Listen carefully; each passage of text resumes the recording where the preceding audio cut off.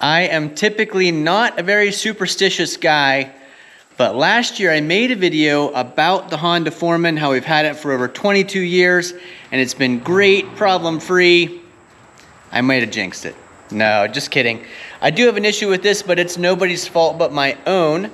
Back in May, I purchased a new battery for this because the old battery was dead. The old battery had lasted years. I mean, years and years, probably 6, maybe even 10 years. It had lasted really well.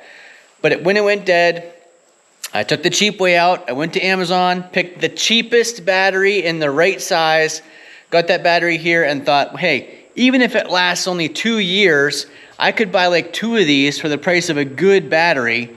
Well, lesson learned, should have just bought the good battery. Here we are only like 4 months later, 0 warranty on that battery, and let me show you what's happening. I have not run this thing in over a month, but that's not by choice. I came out here probably 3-4 weeks ago to hop on and take a ride through the woods. Lights come on, display comes on. Get the old solenoid clicking under the seat, which usually means the battery is just too dead to start. Well, that's disappointing, but there is always the plan B. These machines do still have a pull cord, and it's right down here just underneath this piece of plastic. Sometimes it can be hard to pull there. This piece of plastic does just pop off. You can see there's just some little clips that hold it in place. That gives you a little bit better access to get to this cord. Now normally I could just pull this cord and start it. Every once in a while you'd feel like the compression spot where it's really hard to pull. But normally 1 or 2 pulls and this thing would start right up. I thought, okay, maybe it just needs a little bit of choke.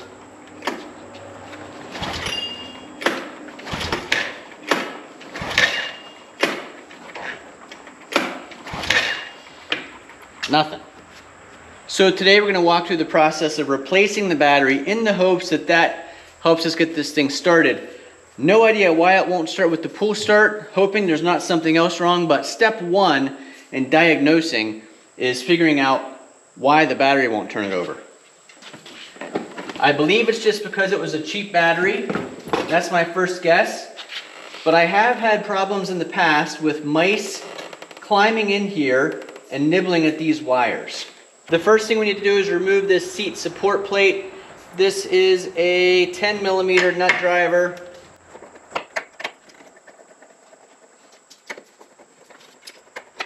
This little drain hole is a great place to put those until we need them.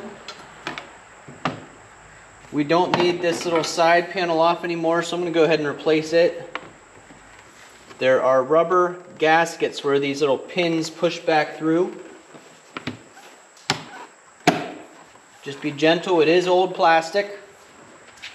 Here's our battery. You can actually see here where the mice have chewed at this in the past. I don't see any evidence of a mouse nest in there. This is your little fuse terminal block area. So while we're here, we'll just take a glance at those fuses.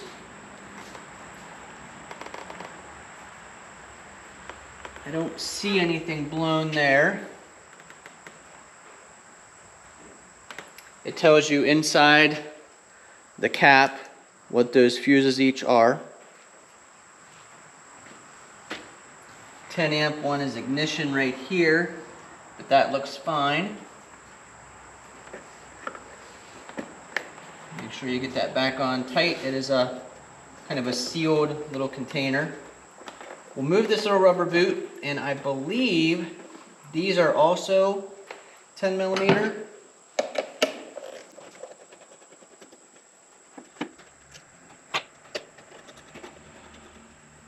So the battery I bought this time was not the cheapest one. It was actually quite a bit more expensive than this one. I'll put a link to it down below. I picked it because it got good reviews and it was more expensive. The previous one that I had purchased,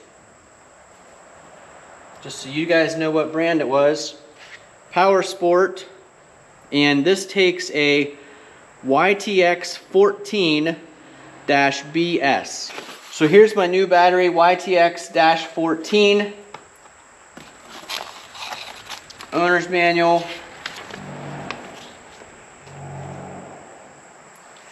Says the battery is factory activated. It has been filled and charged at the factory.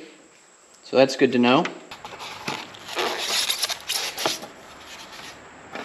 I can tell you this one is packaged much better than that other one was. Maybe you pay a little bit more for the packaging. It's all in foam, plastic wrapped. But there you can see the brand, YTX 14-BS, 12 volt, 12 amp hours, sealed lead acid, rechargeable AGM battery. And it does include underneath the plastic here, the new bolts and these things that slide through here underneath.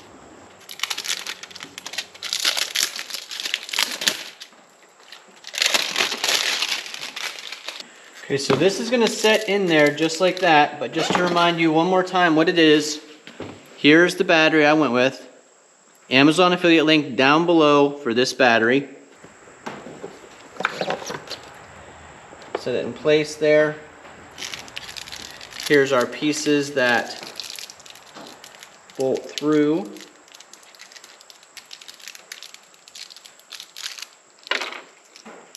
I'm going to put the positive side on first. There is this little red cap. We're going to remove that.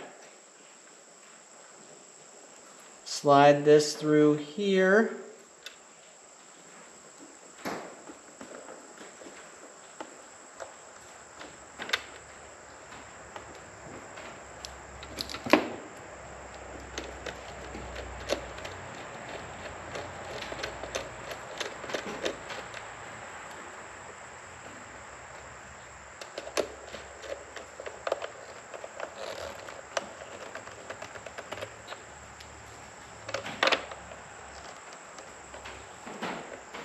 Put this rubber boot back over top.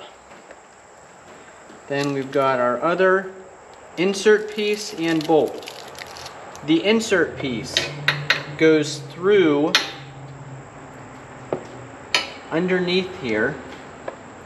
And the purpose for that is just to give the bolt something to clamp onto to squeeze this all together. So that slides in, it's underneath here. This connection goes on top, the bolt goes down through, lines up with that piece we slid in from the side. Then as you're turning the bolt, it's pulling that plate up against to create the pressure to hold everything in place. Now you do want those fairly tight because it is going to vibrate, but you don't have to go crazy on it. I'm so confident this is going to work. I'm going to go ahead and put the seat plate back on.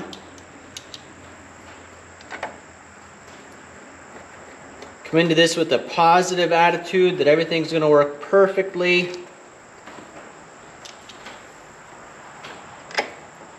Without worrying about why it is I couldn't pull start it. We don't want to strip this out, so let's make sure we're lined up properly here.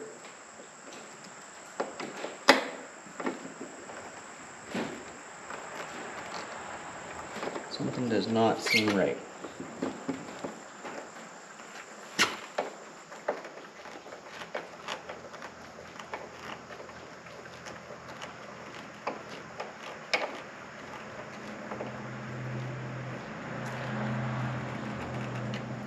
Okay, you can see why that rubber gasket has to be there. It's actually keeping things from touching this plate. So that's why that's important. Same with this one. All these positive terminals are covered up to keep there from being any shorting between this plate, which would be a neutral or a ground, and our positive terminals. Okay, we're getting ready to see, this is the test here to see if it actually worked. But before we do that, if you could do me a huge favor, click that thumbs up button down below. If you're one of the people that can see the hype button, I'd really appreciate if you click the hype button. In a previous video about some things I learned this summer, a lot of you clicked that hype button and it really boosted that video.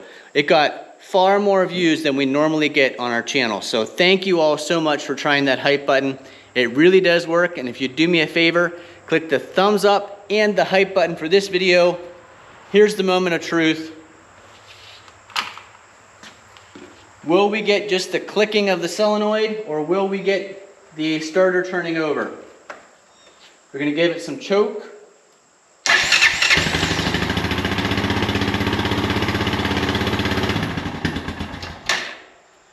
So it is possible that the battery was so low that maybe the whole ignition system wasn't working. But again, with compression starting, that shouldn't matter. So leave a comment down below what you think the reason was that I couldn't use the pull starter and start it. Now that we've had it running, I'm going to choke it again, but just see if I can pull start it, because it's always good to be able to pull start it in an emergency.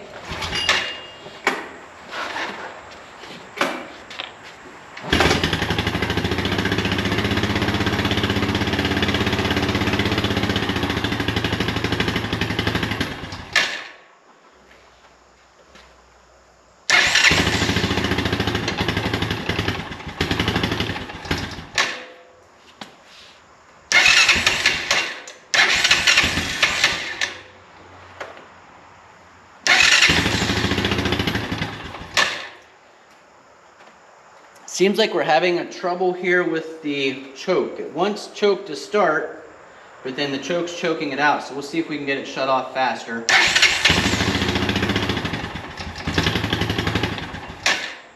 Almost as soon as I push it down, it dies out.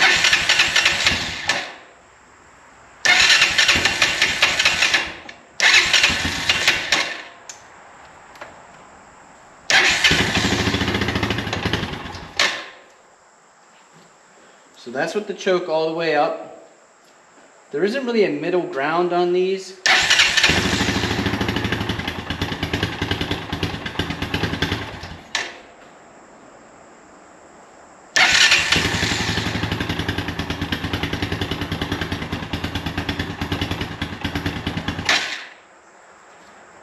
Try no choke.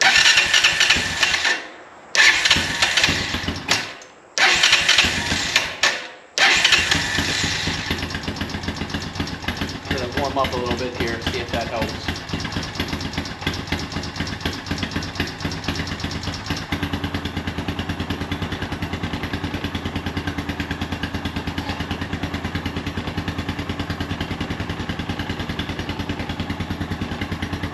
Get the seat back on. These two tabs in the front line up underneath here.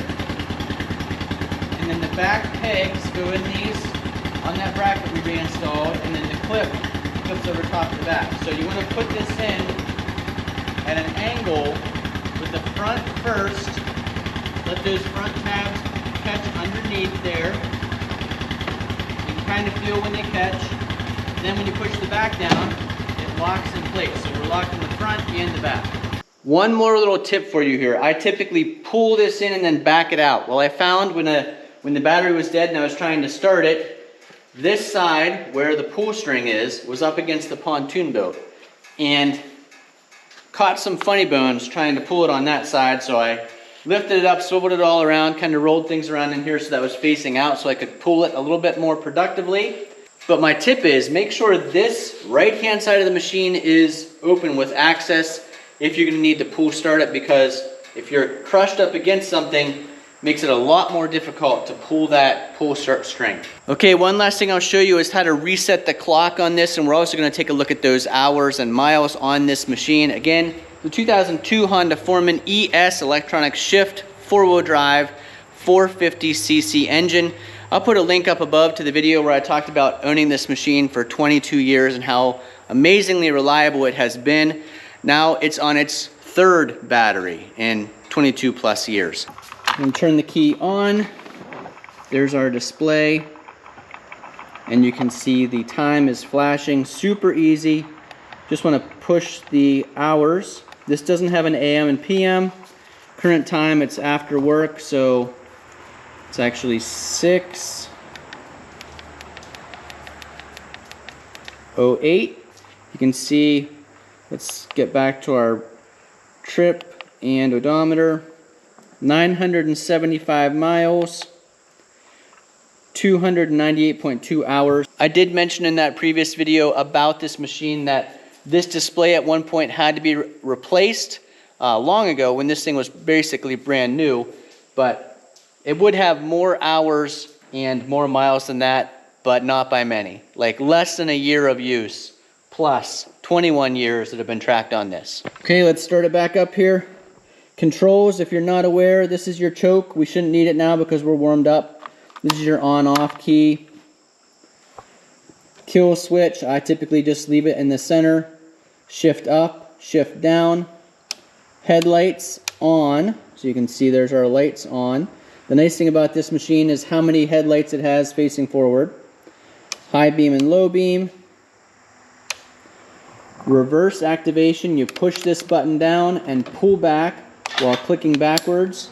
You will have a reverse light, and the gear selector will show your R for reverse. To get it out of reverse, just press that up shift button. I do like the electronic shift. Four-wheel drive's over here. To engage it, just slide that forward. You have to have a little bit of motion, and then this light will come on. We'll do that once we're started up. And this is our start button. Start it right up.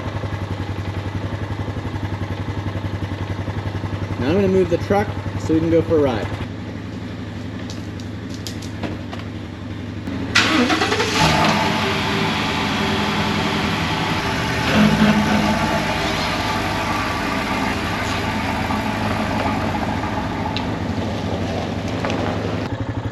Made a video a few days ago about getting the John Deere with the material handling cart attached and that power flow leaf blower back installed. Perfect time of year for that.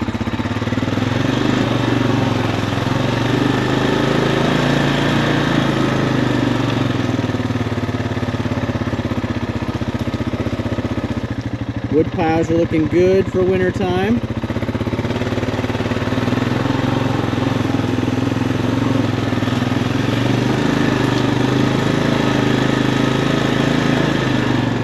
Still got to get that path cleared out. That's an apple tree that fell down.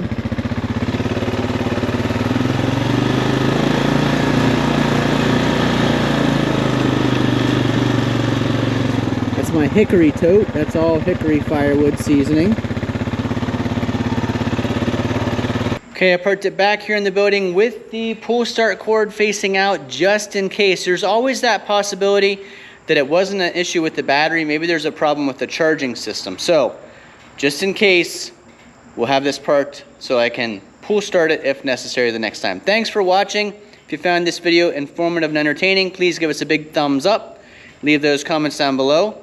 Click that hype button, and hopefully we'll see you again the next time.